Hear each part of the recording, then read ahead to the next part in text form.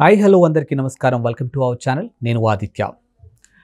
AP మాజీ CM YS Jaganmohan Reddy అక్రమాస్తుల కేసులో నిందితుడిగా ఉన్న విషయం మనందరికీ తెలిసిందే. సో ఆయన తన కుమార్తెను కలవటానికి విదేశీ పర్యటనకు గాను కోర్టుకి అప్పీల్ చేయడం జరిగింది. తన పర్యటనను రద్దు చేయాలంటూ సిబిఐ కోర్టుకి వెల్లడించింది. సో మరి ఈ అంశం గురించి మాట్లాడడానికి ప్రస్తుతానికి మనతో పాటు స్టూడియోలో ఉన్నారు ప్రముఖ టీడీపీ స్పోక్స్ పర్సన్ సూర్యదేవరలత గారు. సో మ్యామ్ అడిగి తెలుసుకుందాం. మ్యామ్ నమస్కారం. మ్యామ్ నమస్తే. మ్యామ్, అక్రమాస్తుల కేసులో ప్రధాన నిందితుడిగా ఉన్న జగన్మోహన్ రెడ్డి ఏపీ మాజీ సీఎం తన కూతుర్ని కలవడానికి బ్రిటన్ వెళ్లే ప్రయత్నంలో భాగంగా కోర్టుకి అప్పీల్ చేయడం జరిగింది. దాన్ని సిబిఐ తిరస్కరించారు. సో మరి ఇప్పుడు దీన్ని రాజకీయ కోణంలో చూడొచ్చా, లేకపోతే ఇంక వేరే విధంగా ఎలా చూడొచ్చు? అంటే ఇప్పుడు జగన్మోహన్ రెడ్డి గతంలో వెళ్ళాడు, కూతుర్ని చూడాలని చెప్పి పర్మిషన్ తీసుకొని వెళ్ళాడు. ఆ వెళ్ళిన విధానం ఏంటంటే కూతుర్లు యాక్చువల్లీ ఇండియాలో ఉన్నారు, ఓటేయటానికి వచ్చారు, ఇండియాలో ఉన్నారు. తర్వాత వాళ్ళని ఎంటబెట్టుకొని తీసుకెళ్ళాడు. సో అప్పుడు పర్మిషన్ తీసుకున్నాడు. అంటే ప్రతిసారి కోర్టులకి కళ్ళకి గంతలు కట్టేద్దామని చూస్తున్నాడు. సో ఈయన కూతుర్లు రావాలంటే రావచ్చుగా ఇండియాకి, వాళ్ళు వస్తూ పోతూనే ఉన్నారు కదా. సో వాళ్ళు వచ్చి కూడా చూసి వెళ్ళొచ్చు కదా. సరే అట్లా ఇచ్చారు. లాంగ్ టైం ఏమైనా అయిందంటే 2 months బిఫోరే వెళ్ళొచ్చాడు, 2-3 నెలల క్రితం వెళ్ళొచ్చాడు. ఇప్పుడు మళ్ళా వెళ్ళాలనేది అంటే అప్పుడంటే రిజల్ట్స్ రాలేదు కాబట్టి ఓకే, ఇప్పుడు రిజల్ట్స్ వచ్చిన తర్వాత ఆయన ఓడిపోయి ఉన్నాడు. సో వెళ్తే వస్తాడా రాడా అనేది కూడా ఒక డౌట్ ఉంటుంది. ఇక్కడ కేసులు నడుస్తున్నాయి. ఇప్పటికీ అక్కడికి తరలించాడు. మొత్తం ఆయన ప్రత్యేక విమానాలలో వెళ్ళటమే కానివ్వండి, ఇక్కడ నుంచి డబ్బులు తరలించడం జరిగాయి అనేది అయితే అందరూ అనుకుంటున్న విషయమే. దాంతో తోడు ఇప్పుడు మళ్ళీ ఆయన వెళ్ళిపోతే వస్తాడా రాడా అనేది అయితే అందరికీ డౌట్ ఉంది. అది ఖచ్చితంగా అది డౌటే కాదు, జరిగితే వెళ్ళాడంటే వస్తాడా రాడా అనేది కూడా నిజంగా రాకపోవచ్చు కూడా. ఎందుకంటే కరెక్ట్ ఆయన చేసిన వాటికన్నిటికీ శిక్ష పడే అవకాశాలు కూడా ఉన్నాయి. 43,000 కోట్లు. సో అది నడుస్తుంది. సో ఇప్పుడు నెక్స్ట్ ఇంకా ఇప్పటికీ ఆంధ్రప్రదేశ్లో ఈ 5 ఏళ్ళు జరిగిన అవినీతి అంతా ఒక్కొక్కటి లెక్కలు చూస్తుంటే బేవరేజింగ్ మనం మొన్న చూసాం. సో దానిలో తగులుకున్న వాళ్ళు ఉన్నారు. సో వాళ్ళు ఇప్పుడే సిబిఐకి వాళ్ళు అటెండ్ అవుతున్నారు. ఇట్లా ప్రతి దానిలో కూడా ఒక్కొక్కరిని పిలిచి వాళ్ళు ఎంక్వైరీ జరుగుతుంది కాబట్టి రేపొద్దున ఈయన పరిస్థితి కూడా ఎలా ఉంటుందో చెప్పలేం. సో వీటన్నిటి దృష్ట్యా ఆయన ఆలోచిస్తున్నట్టే కనపడుతున్నాడు. ఖచ్చితంగా వెళ్ళిపోవాలనే ఆలోచనలో ఉన్నాడు. కోర్టు కూడా అందుకని అంటే ఇప్పుడు సిబిఐ వాళ్ళు కూడా అదే అంటున్నారు, ఇవ్వటానికి వీల్లేదు, ఆయన పంపటానికి వీల్లేదు అనేది వాళ్ళు గట్టిగా వాళ్ళ వాదన వినిపిస్తున్నారు. ఇక్కడ ఏమంటే ఇవ్వకుండా ఉంటేనే బెటర్ అనేది అనిపిస్తుంది. సరే ఏదేమైనా కూడా 27వ తారీఖు వాయిదా వచ్చింది.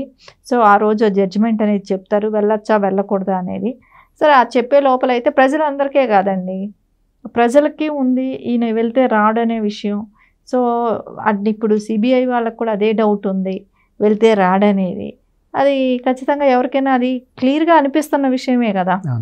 సో ఇప్పుడైనా కూడా ఒక కేసు ఫాస్ట్గా నడవాల్సిన అవసరం ఉంది కదా. గతంలో 5 ఏళ్ళుగా ఆయన ఏం చెప్పాడు, నేను సీఎంగా ఉన్నాను, సో కోర్టులకు అటెండ్ అవ్వలేను, నేను కోర్టుకి అటెండ్ అవ్వాలంటే ఖర్చు ఎక్కువ అవుతుంది, సో ప్రజాధనం వృధా అవుతుంది, అందుకని నేను రాలేను, నాకు ప్రోటోకాల్ ప్రకారం ఖర్చులు ఎక్కువ అవుతాయి అని చెప్పాడు. సరే ఇప్పుడైనా వస్తున్నావు అంటే ఇప్పుడు కూడా మళ్ళీ నువ్వు విదేశాలకని వెళ్ళిపోతున్నావు.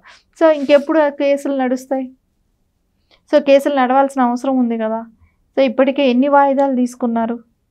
సో ఇవన్నీ చూస్తే మనకు అనిపిస్తుంది కదా, కేసు అంటూ నడవాలని అంటే ఆయన ఇండియాలోనే ఉండాల్సిన అవసరం కూడా ఉంది ఇక్కడ. ఇప్పుడు మీరు అన్నట్టు ఒకవేళ 27కి ఇది ఫైనల్ డెసిషన్ వచ్చినప్పుడు ఇన్ కేస్ కోర్టు దాన్ని తిరస్కరించింది అనుకోండి, ఇప్పటికే ఆంధ్రాలో చాలా విధాలుగా వైఎస్ఆర్సీపీకి సంబంధించిన వాళ్ళు మాట్లాడుతున్న అంశం ఏంటంటే అధికారంలోకి వచ్చినటువంటి కూటమి కక్ష సాధింపులు అనేది డే 1 నుంచే స్టార్ట్ చేశారు. అందులో భాగంగా ఇప్పుడు జగన్మోహన్ రెడ్డిని విదేశాలకు వెళ్లకుండా దేశంలో తొక్కిపట్టే ప్రయత్నం చేస్తున్నారు అనే అంశం కూడా తెర మీదకి వస్తూ ఉంది. ఏది కోర్టు వాయిదా వేసిన అంశం మీద తర్వాత కూడా. సో మరి దీన్ని రాజకీయ కక్షాదింపులు అని వాళ్ళు అంటున్నప్పుడు దీన్ని ఏ విధంగా తీసుకోవచ్చు?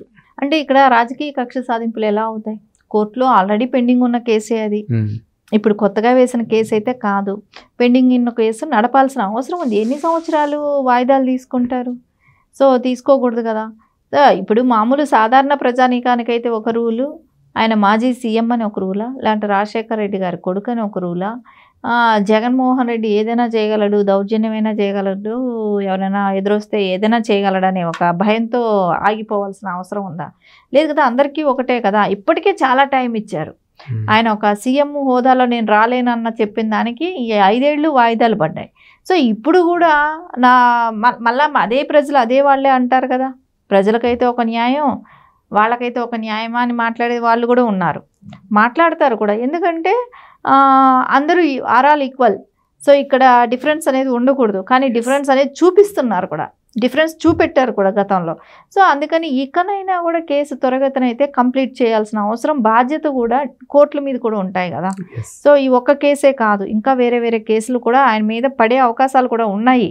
సో ఆయన ఈ కేసు కంప్లీట్ చేసుకుంటూ వచ్చే కేసులు కూడా ఏంటో చూసుకోవాల్సిన బాధ్యత కూడా జగన్మోహన్ రెడ్డికి ఉంది. నెక్స్ట్ ఇంకో 5 ఏళ్లలో ఆయన మళ్ళీ వెళ్ళాలి ప్రజల్లోకి అని అంటున్నప్పుడు, నువ్వు ప్రజల్లోకి వెళ్ళేటప్పటికి నువ్వు క్లీన్ చిట్తో వెళ్తావా, నీ మీద కేసులతో వెళ్తావా అనేది నువ్వు కూడా తెరదైతే తెలుసుకోవాల్సిన అవసరం కూడా ఉంది. అంతే కదా, ప్రజల్లోకి వెళ్ళేటప్పుడు ఆయన ఏమని చెప్పి వెళ్తాడు, నేను 43,000 కోట్లు గతంలో తిన్నాను, ఈ 5 ఏళ్ళు మళ్ళీ అధికారంలోకి వచ్చిన కొన్ని లక్షల కోట్లు అప్పు చేసి ఆంధ్రప్రదేశ్ని, ఆ కేసులు కూడా నా మీద ఉన్నాయి అని చెప్పుకుంటూ వెళ్తాడా? సో అది చెప్పుకుంటూ వెళ్ళటానికి కూడా అవకాశం లేకుండా ఉండాలంటే ఖచ్చితంగా ఈ కేసులు త్వరగతిన కంప్లీట్ అవ్వాలి. కంప్లీట్ అయ్యి ఆయనకి పడాల్సిన, అంటే ఈ 43,000 కోట్ల కేసులోనే కాదు, నెక్స్ట్ వచ్చే కేసులు కూడా తొందరగా నడిపించే విధంగా ఉంటేనే మన రేపొద్దున ఇంకొకళ్ళు ఇలాంటి పని చేయకుండా కూడా ఉంటారు. ఇప్పటికే ఇన్ని లక్షల కోట్ల అప్పులు మనం చూసాం, పఫ్ఫులకి ఏంటి, ఎలుకలు పట్టడానికి ఏంటి, ఆ సెక్యూరిటీలకి ఏంటి, ఇలా 1,000 కోట్లని వీళ్ళు ఇష్టానుసారంగా ఖర్చు పెట్టుకున్నప్పుడు అవన్నీ లెక్కలన్నీ బయట రావాల్సిన అవసరం కూడా ఉంది. ఒక్కొక్క దాని మీద అయితే రేపొద్దున ఇవి కోర్టుల్లోనే ఫైనల్ డెసిషన్ కూడా రావాలి. ఇది ఏంటంటే యాక్చువల్లీ జడ్జిమెంట్తోనే ప్రజలకు అందరికీ కూడా ఒక సమాధానం వస్తుంది ఈయన చేసిన వాటికి. సో అవన్నీ తెలియాలి కదా, ఎక్కడ తప్పు జరిగింది, ఎన్ని వేల కోట్లు తిన్నాడు, నెక్స్ట్ ఇప్పుడు ఈ 5 ఏళ్లలో ఏం చేశాడు అనేది కూడా తెలియాలి. అలాంటివన్నీ మనం తెలుసుకోవాలని అంటే ఆయన ఇండియాలోనే ఉండాలి. సో ఆయన ఎక్కడికో పంపించేసేసి మళ్ళీ ఎప్పుడో రాకుండా ఉంటేనో ఇంకా అవన్నీ ఏమవుతాయి? సో అంత పిల్లల్ని చూడాలి అనుకున్నప్పుడు భారతి గారు తల్లిగా ఉన్నారు, తల్లి వెళ్ళి చూసి రావచ్చు, సరే వాళ్ళే ఇక్కడికి వచ్చి వెళ్ళచ్చు. సో ఇక్కడ ఇంత సివియర్గా కేసులు నడుస్తున్నప్పుడు సో ఇంకా ఎన్ని సంవత్సరాలు పెండింగ్ పెడతారు అనేది ఖచ్చితంగా ఇక్కడ మనం ఆలోచించాల్సిన విషయం కూడా ఇక్కడ డెఫినెట్గా ఉంది. అందుకని అయితే కేసులు అయితే నడపాల్సిన అవసరమే ఉంది. ఎస్ మ్యామ్, ఇప్పుడు పాత కేసులు ఏదైతే అక్రమాస్తుల కేసులకు సంబంధించిన ఒక అంశం తెర మీద ఉండగానే ఇప్పుడు కూటమి అధికారంలోకి వచ్చిన తర్వాతకి వీళ్ళు అధికారం చేపట్టిన వెంటనే కూడా గత 5 ఏళ్లలో ఎక్కడెక్కడ లోటుపాట్లు ఉన్నాయి, అసలు ఎక్కడ ఆంధ్రప్రదేశ్ అభివృద్ధికి నోచుకోలేదు, ఎక్కడ నోచుకుంది, ఇలాంటి అన్ని అంశాల మీద వాళ్ళు ఎంక్వైరీ చేసుకుంటూ 1 by 1 సార్ట్అవుట్ చేసుకునే ప్రయత్నంలో వాళ్ళు ఉన్నారు.